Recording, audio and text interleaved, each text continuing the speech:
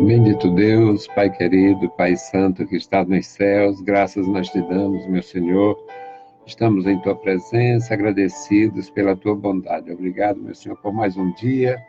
Obrigado pela tua igreja, obrigado pelos meus irmãos, meu Senhor, na escola bíblica dominical, os alunos, professores, superintendentes, todos, meu Senhor, que trabalham para o teu louvor, para a edificação da tua igreja. Abençoa e guarda, Senhor, em cada lugar. Em nome de Jesus pedimos e te agradecemos. Amém. Saudamos a todos com a paz de nosso Senhor Jesus Cristo. Voltamos para trazer a nossa contribuição aos alunos e professores da Escola Bíblica Dominical. Nós temos a mordomia do cuidado da terra, o tema para domingo próximo, e, na verdade, é um tema bastante atual.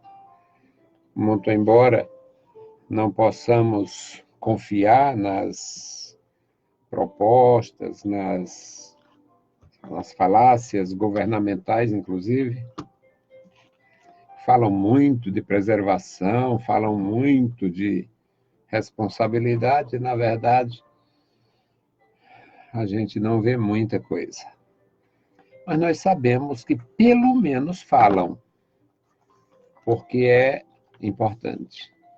Não conseguem se desvencilhar de determinados interesses, determinadas coisas que possam ser danosas ao meio ambiente, e tem um retorno negativo, mas pelo menos eles demonstram que têm, de alguma forma, uma consciência de que precisa preservar, precisa zelar.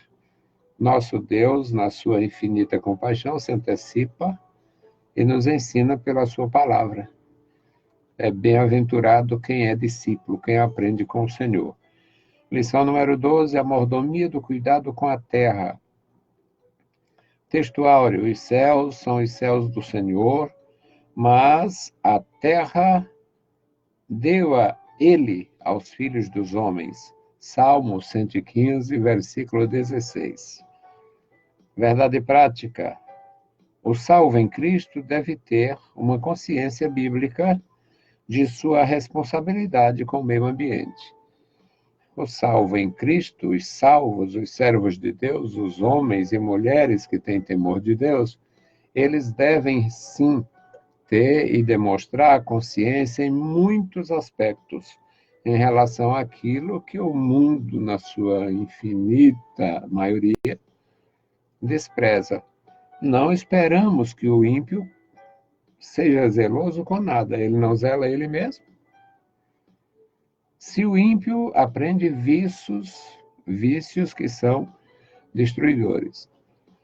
Se o ímpio cultiva inimizade destruidora. Se o ímpio tem relacionamentos destruidores. Se o ímpio muitas vezes não honra nem pai e mãe, que é uma recomendação também divina, e até entre os animais existe afeto entre os monstros, os brutos. E tem pessoas que não têm respeito pelos seus próprios pais, pelos seus próprios filhos. Eles teriam respeito pela criação em atenção a um Criador que eles não reconhecem? Não é de se esperar. Eu nunca fui inocente demais e faço muitos esforços para não ser bobo. Então, não se espera de ímpio atitude digna. Podem até ter, aqui, ali, acolá, o ímpio procede dignamente. Mas é da natureza do ímpio proceder indignamente. E deveria ser da natureza do discípulo proceder dignamente. Discípulo mal formado é ruim e deformado é pior. Então, aqui, meus amados, é o começo, a mordomia do cuidado com a terra. A leitura em classe é o clássico.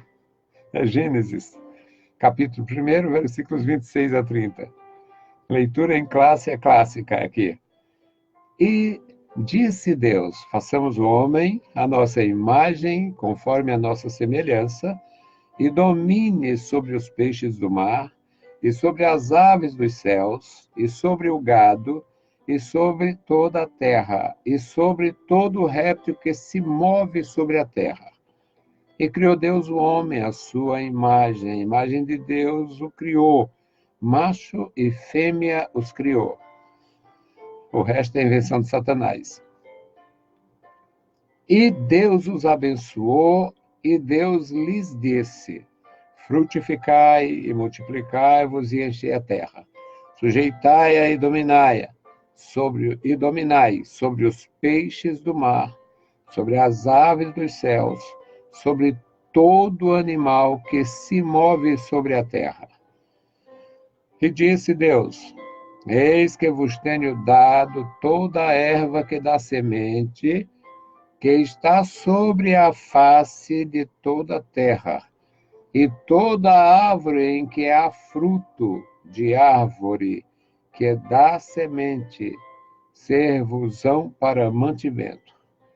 E a todo animal da terra, e a todas as aves do céu, e a todo réptil da terra, em que há alma vivente, toda a erva verde lhes será para mantimento, e assim foi. Louvado seja o Senhor. Bendito Deus, Pai bendito, Senhor da glória, nós lemos a Tua palavra. Pedimos pelos nossos irmãos, meu Senhor, e por nós mesmos. Ó Deus, me abençoa, nos ajuda, nos ensina, nos dá, Senhor, mais senso de responsabilidade, nos dá, meu Senhor, mais graça e conhecimento da Tua vontade, e nos dá, Senhor, mais capacidade para ajudar. Querido Pai, ouve a nossa oração. Nós oramos e agradecemos em nome de Jesus. Amém. A leitura é clássica. Esse aqui é um clássico maravilhoso. O Criador do homem o revestiu de autoridade.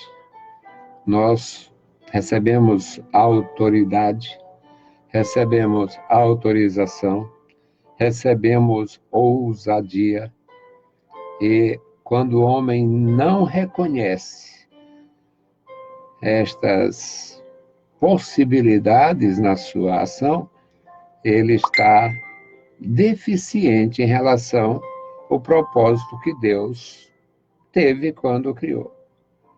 Deus quis que o homem tivesse estas condições de ser um mordomo da sua criação. O homem para a criação é como um gerente. Deve gerenciar, assistir. Então, é algo importantíssimo para nós. Nós vamos ler. Eu gosto de ler. Tem alguns que não têm esse material. Tem alguns que não têm mais condição de ler. E é natural a gente admitir isto. Introdução. Nesta lição, estudaremos a vocação do ser humano para ser o mordomo de Deus na Terra. Veremos que Deus entregou este planeta aos nossos cuidados. Por isso, faremos uma reflexão bíblica sobre a responsabilidade humana com o ambiente natural. Concluindo, perceberemos que há promessas bíblicas para a restauração da terra. Nosso Senhor há de restaurá-la plenamente. A Bíblia não expõe detalhadamente como será o final, a questão da terra, a questão do meio ambiente. A Bíblia não expõe.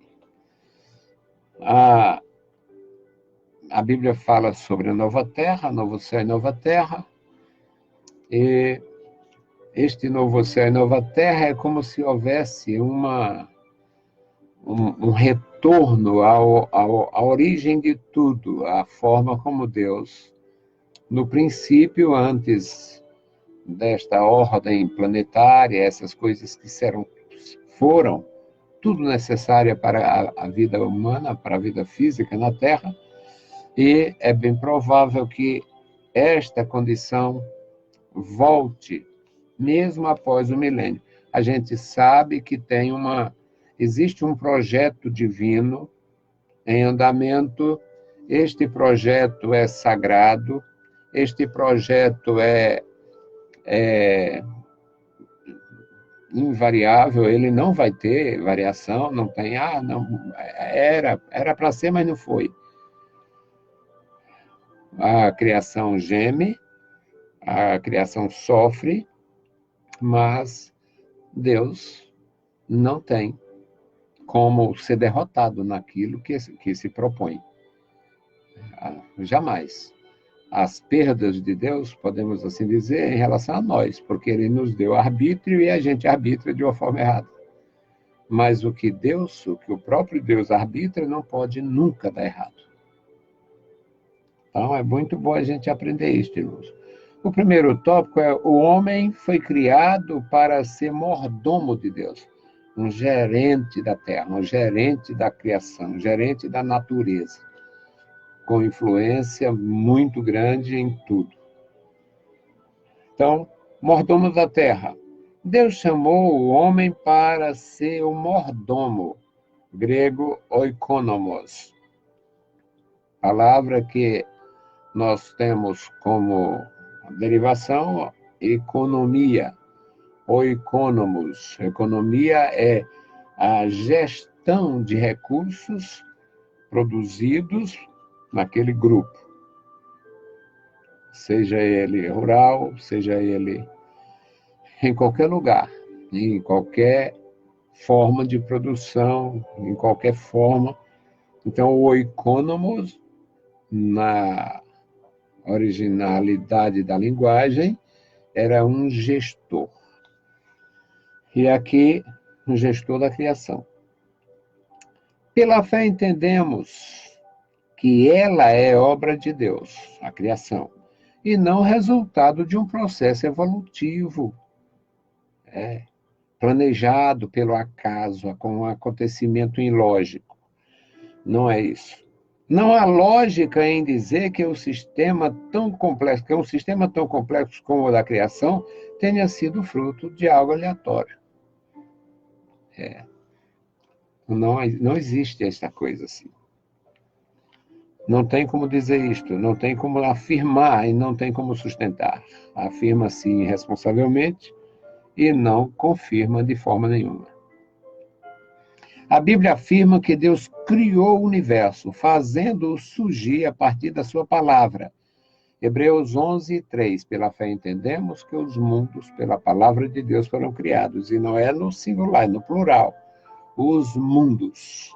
Porque a criação de Deus, ela é muito vasta. Conhecemos pouquíssimo. Os arrogantes cientistas, os arrogantes filósofos, até mesmo os arrogantes astronautas, como os russos, por exemplo, quando chegaram no espaço, esbravejaram em blasfêmias. Cadê Deus? Onde é que está Deus? Eles não se tocavam que estavam no terreiro da Terra, no quintal da Terra, no pátio da Terra. A Lua é um satélite da Terra. Se eles foram, como eu acredito, eles foram no quintal da casa. A Lua é um satélite da Terra. E só a arrogância poderia eles gritar: cadê Deus? Vem cá, Deus! Estamos aqui, porque eles estavam no quintal da casa. Então não tem. Inteligência não faz isso. Só faz isso a burrice e a arrogância associadas ou separadamente. Por isso, o Criador é digno de receber toda a glória, toda a honra e todo o poder pela obra de suas mãos. Apocalipse 4:11. O segundo item deste primeiro tópico, que é bem pequenininho, a lição é vasta, mas o assunto é suave. É a terra habitável. A terra, ela tem, conforme os estudiosos, 3 partes submersas. 1/3. 1/3 da Terra seria habitável. É assim. Então, veja a vastidão disto. Deus fez a Terra para que os seres humanos a habitassem. O homem foi autorizado por Deus a desfrutar da plenitude da terra e para desta sustentar-se, conforme diz a Bíblia. Porque assim diz o Senhor, que tem criado os céus. O Deus que formou a terra e a fez, ele a estabeleceu. Não a criou vazia, mas a formou para que fosse habitada. Eu sou o Senhor e não há outro. Isaías 45:18. A terra é uma obra que tem autoria e propósito. Guarde no coração, passe para os seus alunos, faça isto com sabedoria, com humildade. A terra é uma arte, uma obra de arte, que tem finalidade e autoria e propósito. Muito bom para mim. Muito bom para você. Bom para todos. Entender isto e entendemos pelas Escrituras com facilidade, inclusive. No segundo tópico, meus amados irmãos, a terra é do Senhor. Salmo 24, versículo 1.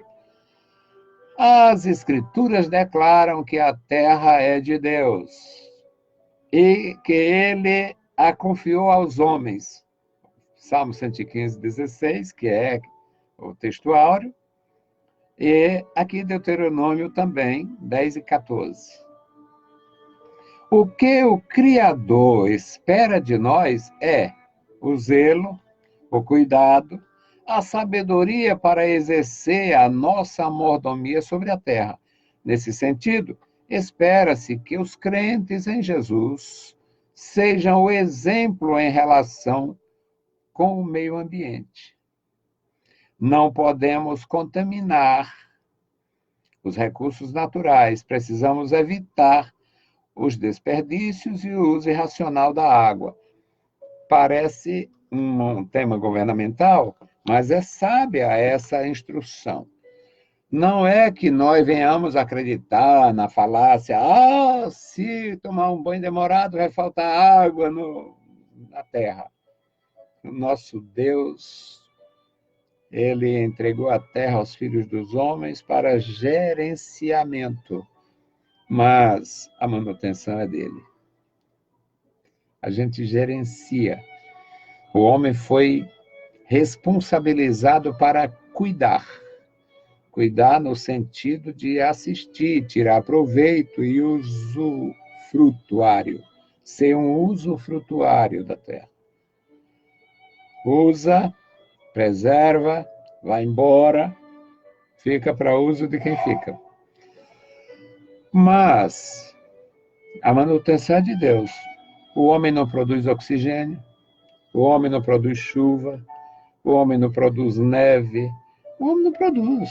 Nós só consumimos. O que nós produzimos nem sempre agrada. O homem tem produzido muita poluição.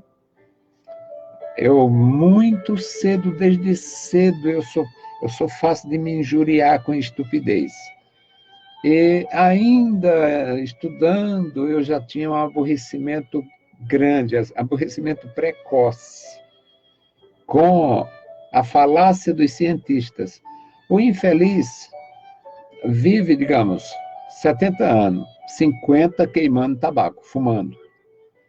Todo tipo de droga é queimado todos os dias. Imagina a quantidade de cigarro, a quantidade de outras coisas que eles queimam aí, que faz mal a si e ao meio ambiente e aos outros. Segundo os estudiosos, os médicos, inclusive, existe o fumante ativo e o fumante passivo. A mulher não fuma, mas o marido é fumante. Então, ela tem direito ao câncer dele. Talvez não tão brabo, mas ela pode morrer de câncer também, só por conviver com o fumante. Imaginem isto. No caso, o homem não fuma, a caipora é a mulher. Ela é que é a caipora, duas, três carteiras. Então, ele pode ser um partícipe do câncer dela. Isto, imagina toda a humanidade queimando. Aí vem o estúpido cientista e fala do meu desodorante. Que muita gente nem usa todo dia. Aí vai falar, o efeito estufa, o problema todo é gás de geladeira. Há 100 anos não existia nem geladeira. Não sei se há 100 anos existia geladeira. Eu, quando pequeno, conheci geladeira a gás. Uma geladeira, mais uma espécie de guarda-coisas. Então, parece estupidez do próprio cientista em relação à preservação da natureza. Manias e falácias e nada prático. Mas na palavra de Deus nós temos ensinamentos práticos e responsabilizações. Devemos ter responsabilidade, ser zelosos. O segundo item aqui é a natureza, uma dádiva de Deus. Mas eu queria, ainda no primeiro, mesmo que eu não leia tudo isso aqui, fugindo à regra do que eu sempre faço, mas eu queria falar sobre o Estatuto da Terra. Porque diz, a terra é do Senhor. E o Senhor diz isto na sua palavra, não é só no Salmo, não é só uma poesia. Não é só uma poesia. Não é simplesmente uma mensagem aqui do Salmo, uma poesia no Salmo. O livro de Levítico, em Levítico, no capítulo 25, nós aprendemos que a terra tem uma função que não é simplesmente ser propriedade, e ser vendida e se tornar um bem de uma coisa venal. Nós lemos aqui, Levítico 25 e 17 diz: ninguém, pois, engana o seu próximo, mas terás o temor do Senhor, porque eu sou o Senhor vosso Deus. E observareis meus estatutos e guardareis os meus juízos e os cumprireis, assim habitareis seguros na terra. E a terra dará o seu fruto, e comereis a fartar, e nela habitareis seguros. E se disserdes, que comeremos no 7º ano? Isso aqui é por causa do ano sabático. Que comeremos no 7º ano? Eis que não havemos de semear, nem fazer nossa colheita. Então, eu mandarei a minha bênção sobre vós no 6º ano, para que dê fruto por 3 anos. Versículo 22. E no 8º ano semeareis e comereis da colheita velha até ao 9º ano, até que venha a nova colheita. No versículo 23. Também a terra não se venderá em perpetuidade, porque a terra é minha, pois vós sois estrangeiros e peregrinos. A terra é de Deus. E por esta razão, os judeus foram instruídos, ensinados a não vender a terra em perpetuidade. Eles vendiam a terra tendo por base o ano do jubileu, o ano da redenção das terras, das propriedades, e quem comprava sabia disto. E eles tinham todo um critério. Portanto, é bom para a gente aprender na palavra. A natureza, uma dádiva da graça divina, da graça de Deus. A natureza é um presente de Deus para o ser humano, pois é Ele quem dá a todos a vida, a respiração e todas as coisas. Atos 17, 25, Paulo dizendo para os gregos lá no Areópago: por meio dela, Deus nos garante o ar, a água, o sol, a chuva, a germinação das plantas, o fruto e os alimentos necessários à nossa subsistência. Sem a natureza não haveria vida. Tudo isso são dádivas naturais, frutos da graça de Deus, conforme nos revela o Evangelho. Porque faz que o seu sol se levante sobre maus e bons, e a chuva desça sobre os justos e injustos. Mateus 5 e 45. Por isso, quando fizermos alguma refeição, agradeçamos a bondade de Deus e reconheçamos a sua provisão. Salmo 65, 8 a 13. É importantíssimo ter conhecimento e admitir: Deus, na sua infinita compaixão, criou a terra com propósito. Existe propósito claro nesta criação maravilhosa do Senhor. Propósito claro. Claro propósito. Aqui também, no terceiro item, ele fala sobre a missão de governar a terra. Para o homem, Deus reconhece o homem capaz de gerenciar, de administrar, de trabalhar para o bem-estar seu e dos outros.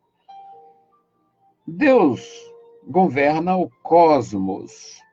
Cosmos, a palavra grega que significa um conjunto indescritível. Os gregos, observando o mundo, até onde podiam imaginar, chamaram de cosmos. Os romanos, com a mesma intenção, chamaram de universo. Cosmos, a descrição de um conjunto formado que a gente não consegue explicar pela sua complexidade, e o universo tem é quase o inverso do que o grego descreveu. O universo é a unidade na diversidade, ou seja, há algo tão diferente e uma função tão similar ou semelhante. Os planetas quentes, gasosos, que se não fosse a proteção da camada de ozônio, a questão da natureza aqui, o que a Terra produz através da sua vegetação, a evaporação das águas e todas essas coisas, seria mortífera a ação de outros planetas. E mesmo assim, a quintura que desce faz evaporar da Terra a água em forma de vapor e se condensa e desce para regar toda a face da Terra. Portanto, a natureza ela é profundamente trabalhada diuturnamente, permanentemente, até cessar, até a consumação do propósito divino. Então, é maravilhoso isto. Primeiramente, por direito de criação, a terra é do Senhor. Deus governa o cosmos, assim ele criou os planetas, estrelas e outros corpos celestes. A terra pertence a Deus, primeiramente por direito de criação, pois diz o Gênesis, no princípio criou Deus os céus e a terra. Uma das coisas importantes, eu posso pensar, e eu devo pensar, e eu posso dizer, eu não posso ser irresponsável, estar criando doutrinas, afirmando coisas que você não possa conferir.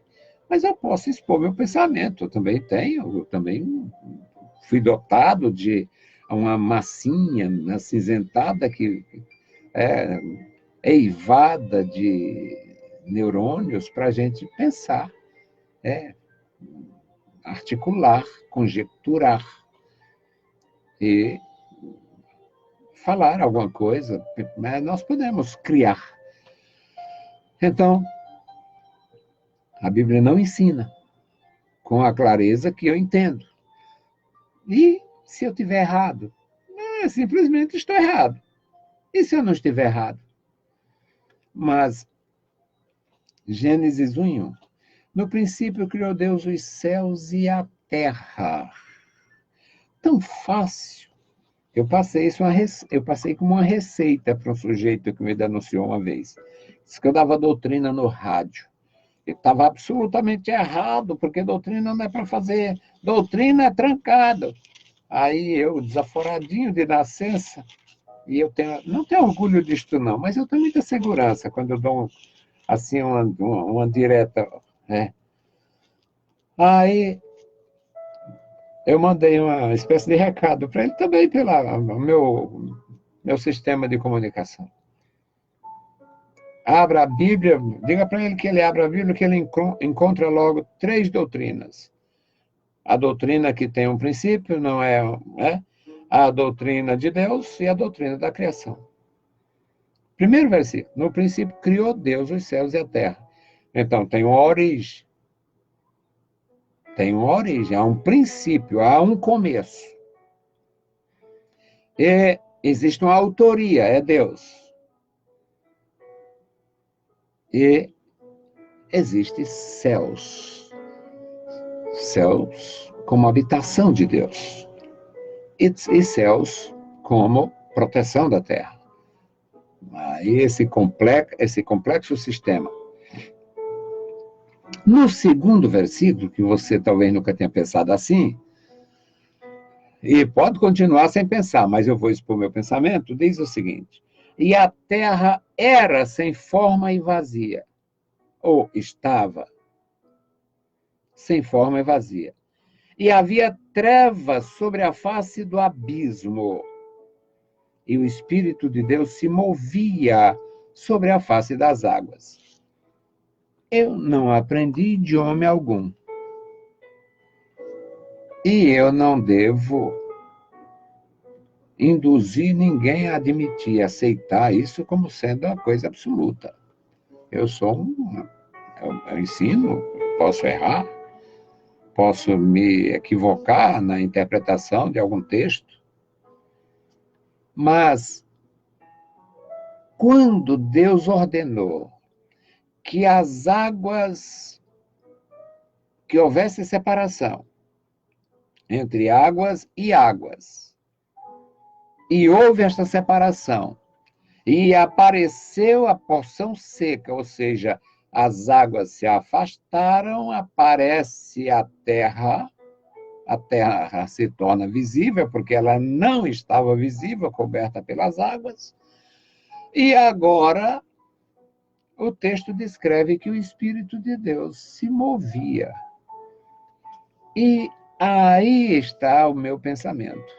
O que é que o Espírito de Deus, por que é descrito o Espírito se movendo sobre as águas? Depois, no Novo Testamento, existe alguém que tem uma visão do Espírito em forma de ave, e me leva a pensar que o Espírito estava se movendo sobre as águas, fertilizando-as. E quando Deus ordenou que as águas produzissem toda aquela complexidade de vidas aquáticas, elas estavam prontas para produzir. E quando a porção seca, quando as águas se separaram e foram ajuntadas no lugar ideal que Deus chamou mar, ou mares, a terra também estava fertilizada para produzir todo tipo de árvore, todo tipo de erva, todo tipo de fruto. E eu vejo isso como uma obra do Espírito de Deus, que é o Espírito de vida. Não aprendi idioma algum, Fiz alguns cursos, estudei, me policiei para não ficar idiota. Idiota é uma coisa boa. Na origem, o idiota grego era o sujeito que era cheio de ideias. Aí depois surgiu a ideia de tolo, a ideia de juruna, a ideia de imbecil. Mas, a princípio, meu filho é um idiotez. Eu tenho. Não vou me aventurar no grego. Philos mu, tu estás idiotez. É alguma coisa por aí.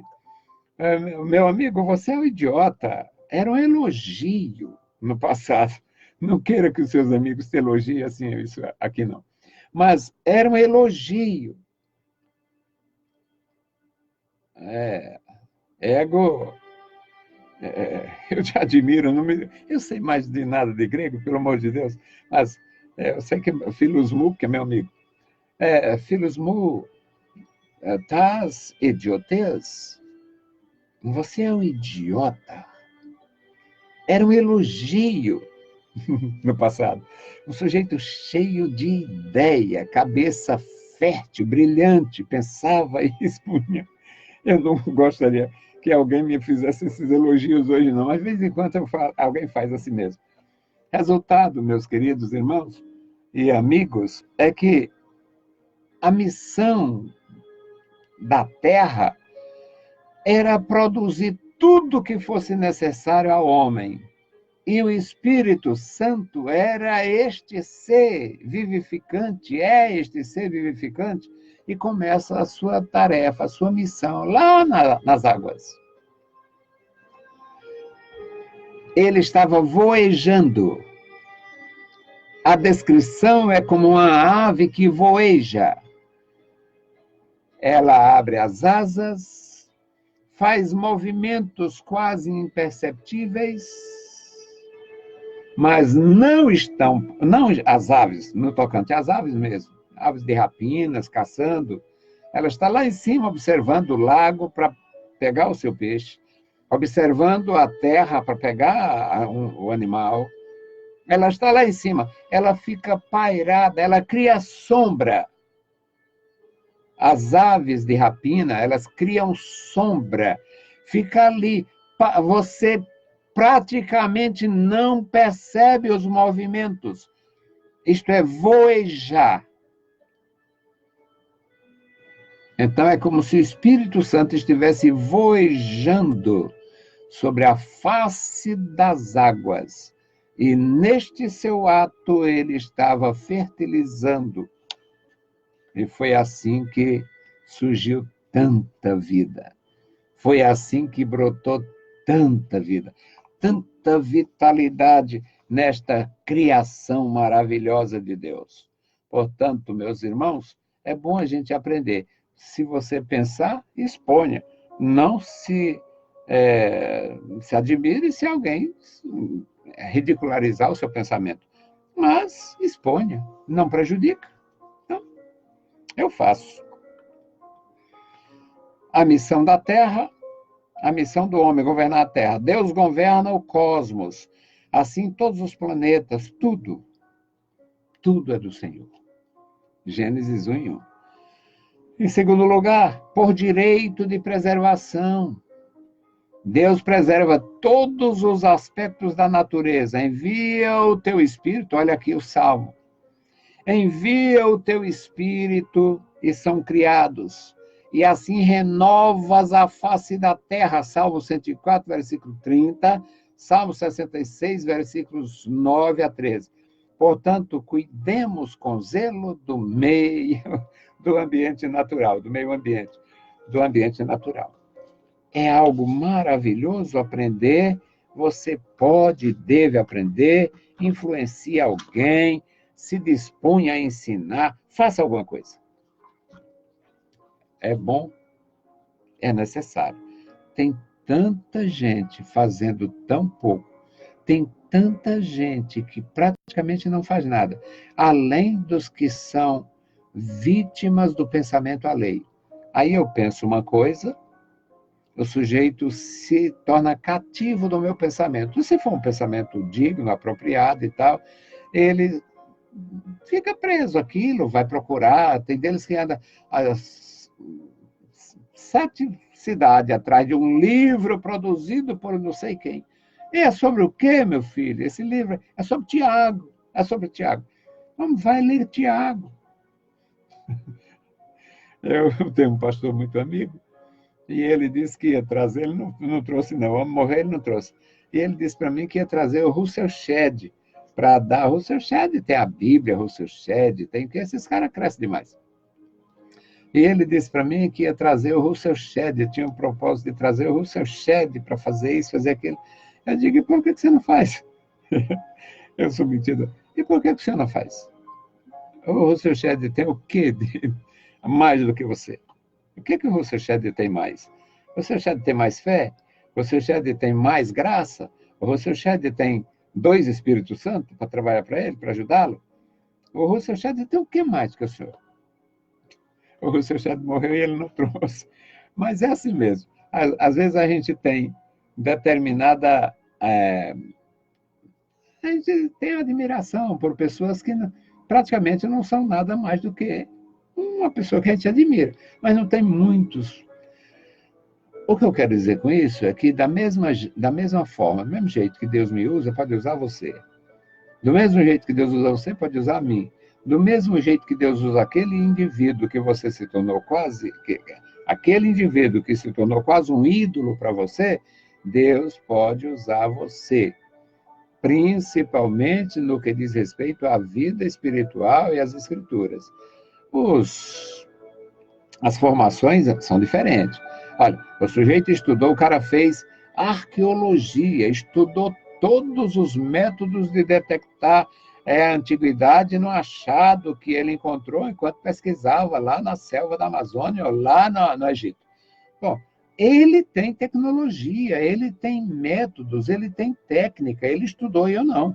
É diferente. Agora, você é crente como eu sou, você tem a fé que eu tenho, você é salvo como eu sou. A Bíblia está aberta para você do jeito que está aberta para mim. Eu vou depender de um indivíduo para me ensinar a andar na presença de Deus? Não. Eu posso até depender dele para aprender alguma coisa a mais. Mas para andar na presença de Deus, eu não preciso de uma pessoa. Eu já tenho Jesus e a palavra. Então, é bom a gente ter cuidado em relação a uma espécie de dependência de quem lê mais, de quem ora mais, de quem pensa mais, porque nós terminamos ficando para trás, colocando essas pessoas numa posição que elas não ocupam e é prejudicial. Até para elas, porque quando o cara se sente muito admirado, muito procurado, muito exaltado, pode ter um problema para ele. Então, o terceiro tópico, o homem em sua relação com a terra. A terra antes do homem. O livro do Gênesis, assim, descreve a situação do reino vegetal no Éden. Antes da criação do homem, toda a planta do campo ainda não estava na terra. Eu acho isso lindo, maravilhoso. Também tenho um entendimento diferente da maioria dessa teologada que tem por aí. Toda a planta do campo ainda não estava na terra.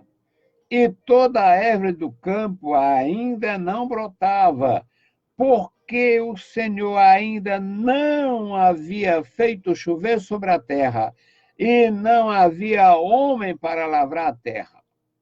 Isso está falando num período anterior à criação do ser humano. Um vapor subia da terra e regava toda a face da terra. Gênesis 2, 5 e 6. O ser humano, por conseguinte, era e continua a ser indispensável ao cultivo, à guarda e à preservação do planeta. Essa é a nossa missão. Sujeito ensinando em uma das nossas igrejas que as gerações antediluvianas não conheciam chuva. Que estupidez! Porque a Bíblia não diz. Aí começou a chover no dia que Deus criou Adão. A Bíblia não diz. Mas se a Bíblia diz que ainda não tinha planta porque não havia chuva. E não havia chuva porque Deus não havia criado o homem, mostra biblicamente que há uma evolução na criação de Deus, na criação divina, há uma evolução natural e muito bem ordenada. Para que chuva se a terra não estava seca? A terra estava toda coberta por água. Como é que haveria evaporação se não havia quintura? Não tinha o sol, não tinha luz, havia trevas. Isso é uma evolução natural na criação. Nem me tornei mais idólatra, nem me tornei mais ignorante, nem me tornei mais duvidoso para duvidar sobre a criação, sobre o Criador. O Criador criou com o seu poder, mediante o seu propósito, e houve uma evolução natural nesta criação. Primeiro, não tem luz, não tem atmosfera, não tem vapor, não tem chuva. Depois, as águas se separam, surge a terra seca, um vapor sobe da terra, o orvalho desce, mas ainda não tem chuva. Por quê? Não tem árvores, não tem erva, não tem o homem, não tem cultivo, e Deus ia desperdiçar chuva para quê? Então, Deus é sábio e profundamente organizado na sua criação. A terra depois da criação do homem. O segundo capítulo do Gênesis narra a formação do homem e a sua vocação para ser o mordomo do jardim. Gênesis 2, 7 e 8. Nesse tempo, a ecologia era perfeita. Deus plantou um jardim para colocar o homem nele. Agora já tem necessidade de água. Deus plantou um jardim. Isso ocorreu depois que o ambiente natural já estava pronto para ser habitado. Tem algo mais prático? Para mim, não tem. Do que isso? Há uma evolução natural na criação divina. Maravilha! Para mim, é extraordinário este pensamento, esse entendimento. Nem, não compromete em nada. Não compromete em nada a doutrina das Escrituras, que temos um Criador absoluto. Agora nós temos, meus amados, ainda neste segundo item, muitas foram as árvores que brotaram, inclusive a árvore da vida, no meio do jardim. A árvore da ciência do bem e do mal, Gênesis 2 e 9. Após a disposição dos ecossistemas, o Criador entregou ao homem a sua grande missão. E tomou o Senhor Deus o homem e pôs no jardim do Éden para o lavrar e o guardar. Então justifica a chuva. Não chovia, porque não tinha o homem. Não tinha árvore, porque não tinha o homem. Agora Deus criou o homem e justifica a criação, a formação do jardim e a precipitação fluvial, a chuva vindo do alto. Eu acho muito bom, prático e maravilhoso, e não tenho a menor dificuldade nem em aprender e nem em transmitir. Se você se portar assim, você não vai se envolver com as falácias desse cientista maluco que aparece aí, diz um monte de besteira. Aí o brasileiro, que parece que é venal, diz, saiu na Nature. A Nature publicou. A Nature é lá nos Estados Unidos, é lá na Inglaterra. A Nature, porque saiu na... O jornal The Washington Post publicou. Eu quero saber. Pode, em todo canto tem ímpio produzindo bobagem, dizendo besteira, duvidando das coisas simples e negando a existência de Deus. Eu vou me envolver com isto. O terceiro item aqui do terceiro tópico, meus irmãos, é a terra depois da queda. Aí vem a maldição. O homem desobedeceu à ordem divina, comeu do fruto proibido. Por causa dessa desobediência, Deus exerceu severo juízo sobre ele e sobre a natureza. Diz o Gênesis. E a Adão disse, porquanto destes ouvidos a voz de tua mulher, e comeste da árvore que eu te ordenei, dizendo, não comerás dela, maldita é a terra por causa de ti. Com dor comerás dela todos os dias da tua vida. Gênesis 3,17. Desta forma, toda a ecologia do planeta foi prejudicada pela ação pecaminosa do homem. Romanos 8, 20 e 21. Toda a criação geme, toda a criação está prejudicada, toda a criação foi, de alguma forma, atingida por causa da queda, por causa do pecado. Por causa dele, o ambiente natural tornou-se hostil à sobrevivência humana. O homem que vivia, não de flosou, como diz o Matuto, o homem não vivia simplesmente de... Mas ele tinha uma vida tranquila, ele não andava pelos cabelos estressado, porque o jardim é... O que significa Éden? Significa delícia, significa prazer, significa... tranquilidade, significa paz. Éden é muita coisa. De Éden temos hedonismo, que é a pessoa que quer viver só de moleza. Então, a criação de Deus é perfeita, profundamente organizada, houve uma evolução natural, mesmo sendo algo profundamente espiritual, de cunho divino, de autoria divina. O quarto tópico, meus amados, é a mordomia do meio ambiente. Já é só praticamente repeteco aqui, repetir tudo, mas a leitura rápida para você não cansar. A falha do homem na mordomia da terra. Você já ouviu falar em desenvolvimento sustentável? A cara da Marina Silva, né? Desenvolvimento sustentável. Meu Deus, nosso país... Você já ouviu falar nisto? Pois é. É a missão de prover o desenvolvimento econômico e tecnológico sem esgotar os recursos naturais do planeta. Duvido. A coisa mais interessante a pensar sobre esta coisa, na verdade, desmata, depois arboriza. Desmata, tem a função, produz... cria a sua monocultura, cultura diversificada, pastagem, depois arboriza.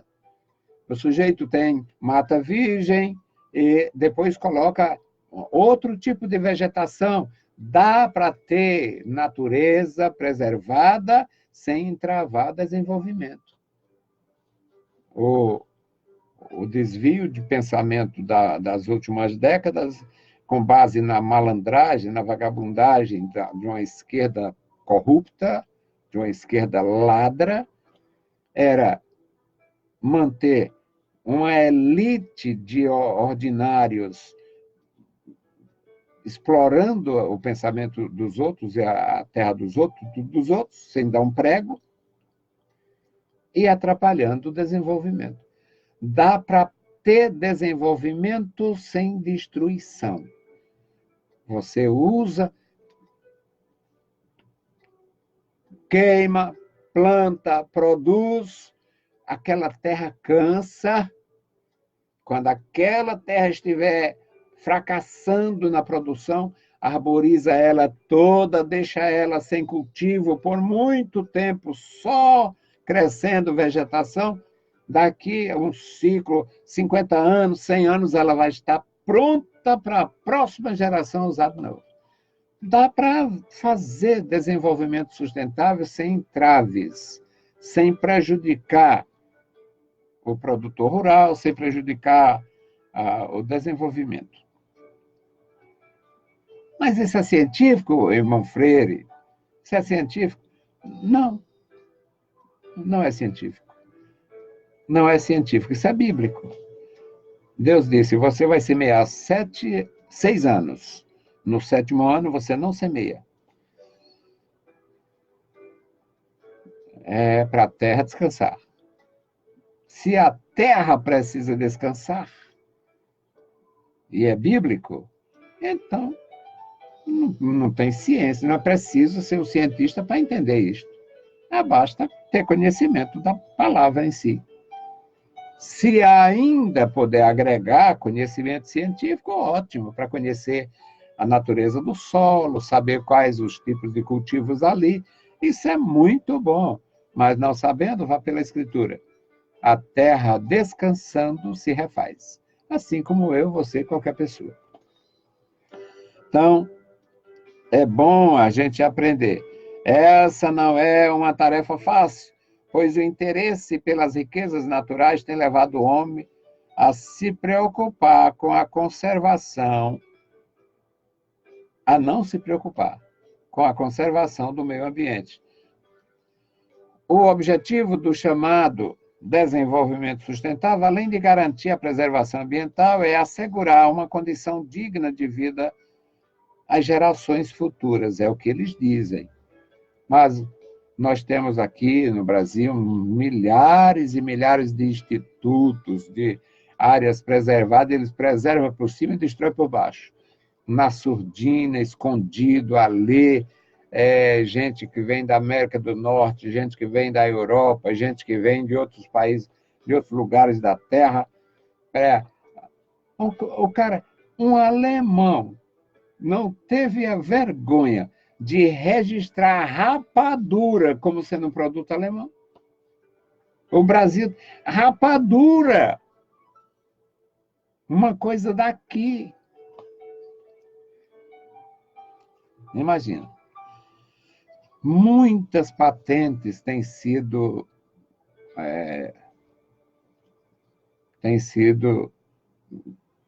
requeridas com coisas que são absolutamente conhecidas da gente, do Brasil.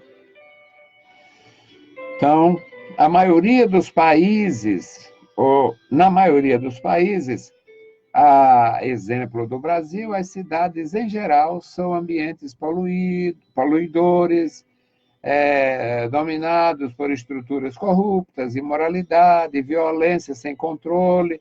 Nesse sentido, a palavra de Jó são reveladoras. Desde a cidade gemem os homens, a alma dos feridos exclamam, contudo Deus não imputa como loucura.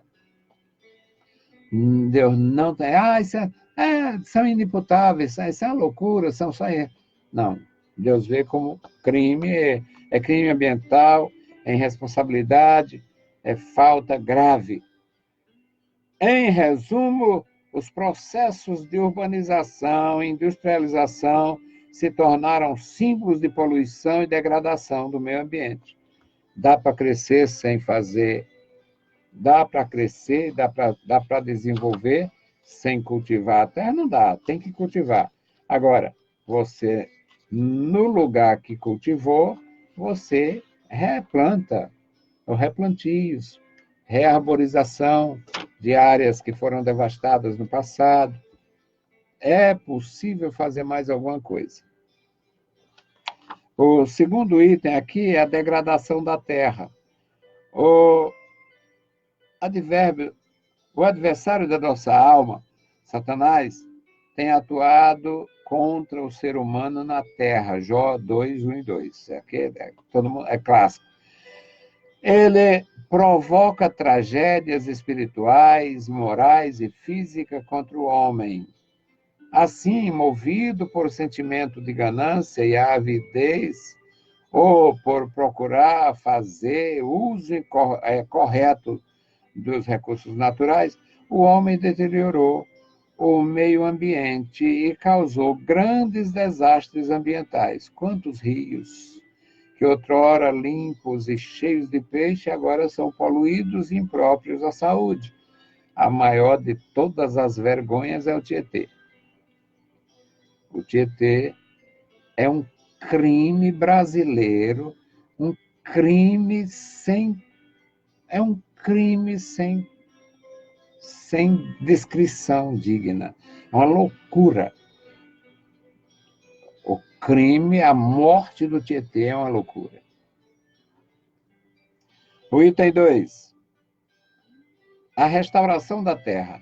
A palavra de Deus declara que a criação ficou sujeita à vaidade, não por sua vontade, mas por causa do que a sujeitou, na esperança de que também a mesma criatura será libertada da servidão, da corrupção para a glória dos filhos de Deus.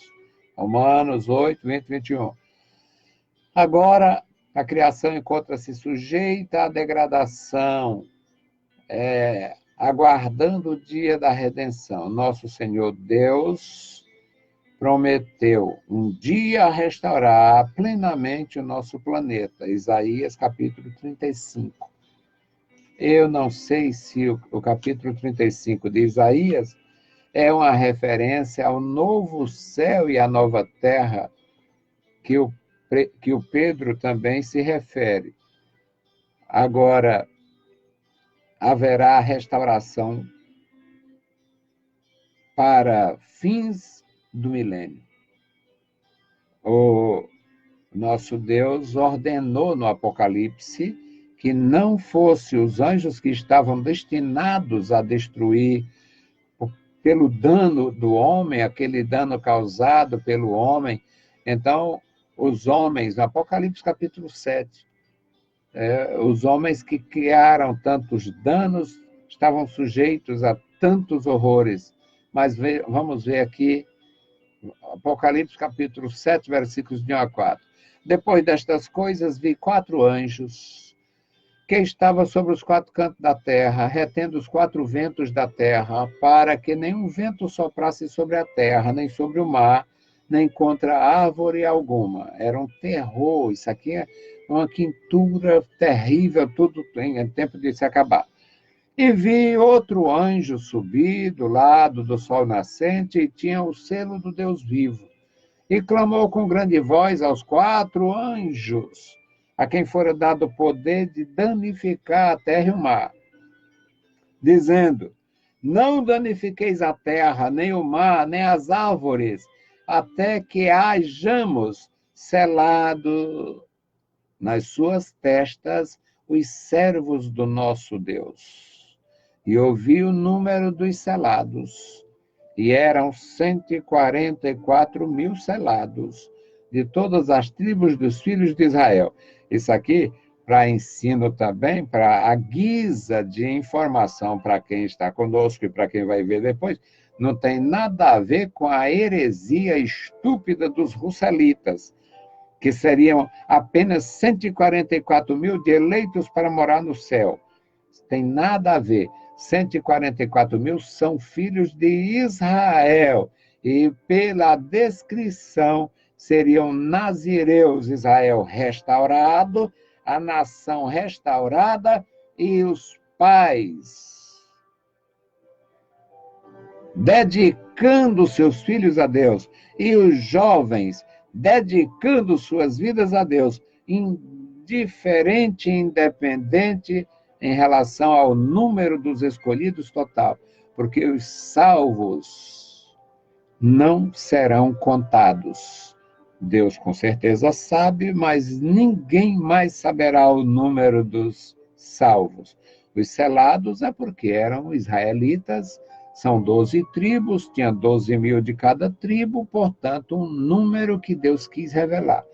Não é salvação, não entra ninguém da igreja cristã, não entra ninguém que não seja judeus. São filhos de Israel, das 12 tribos de Israel, e, por incrível que pareça, uma tribo enorme como a tribo de Manassés ela teria a mesma quantidade das pequeninas tribos de Assé e Zebulon. Portanto, nada com salvação, nada com os salvos, nada com o céu, e sim com judeus do milênio, judeus consagrados, judeus da Israel restaurada, da nação de Israel na sua plenitude restaurada.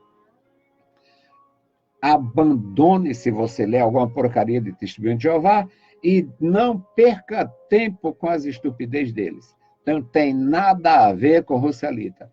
Isso aqui é Bíblia pura e esses selados são judeus puros. Puros nos dois sentidos. É puro sangue, são filhos de Israel, são das 12 tribos de Israel, e são puros porque não se contaminaram. Leia a palavra, que você aprende e não precisa de ninguém vir ensinar. Conclusão, meus amados irmãos. Antes da queda, o ambiente natural era perfeito, sem alterações climáticas, sem catástrofes ou fenômenos que ameaçassem a vida humana.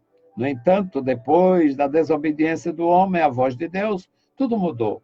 Houve um prejuízo imenso, tanto para o homem quanto para a terra.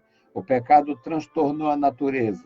Mas a promessa de Deus para a restauração da terra, isso ocorrerá quando o Senhor Jesus implantar pessoalmente o reino milenial neste mundo. Portanto, eu não posso e não diria que a terra será eternamente habitada. Mas a terra será restaurada para o milênio, o reino de paz de nosso Senhor Jesus Cristo, com a igreja e com Israel, harmoniosamente adoradores do Deus verdadeiro. Deus abençoe você. Deus abençoe vocês. É muito bom a gente aprender, a gente ensinar, a gente contribuir. Eu quero fazer isso até morrer. Não tenho a menor dificuldade, tenho o menor problema que seja a minha última lição. Eu quero ser útil até o último dia. Se Deus me conceder isto, são duas maravilhas. Uma de estar com Ele e a outra de não ficar mofando aqui. Amém? Bendito Deus, Pai querido, Pai santo, Senhor da glória, te louvamos, te exaltamos, bendizemos e agradecemos pela tua bondade. Obrigado pela igreja, obrigado pela escola bíblica dominical, obrigado pelos meus irmãos. Querido Senhor, ajuda-nos, guarda-nos. Nós te pedimos tudo, Senhor, e te agradecemos tudo, Senhor, em o santo nome de Jesus. Amém. Saudamos a todos com a paz de nosso Salvador. Se o Senhor permitir, voltaremos na sexta-feira com mais uma contribuição à EBD na web. Deus os abençoe, leiam a Bíblia Sagrada e a graça do nosso Salvador repouse sobre vós. Amém?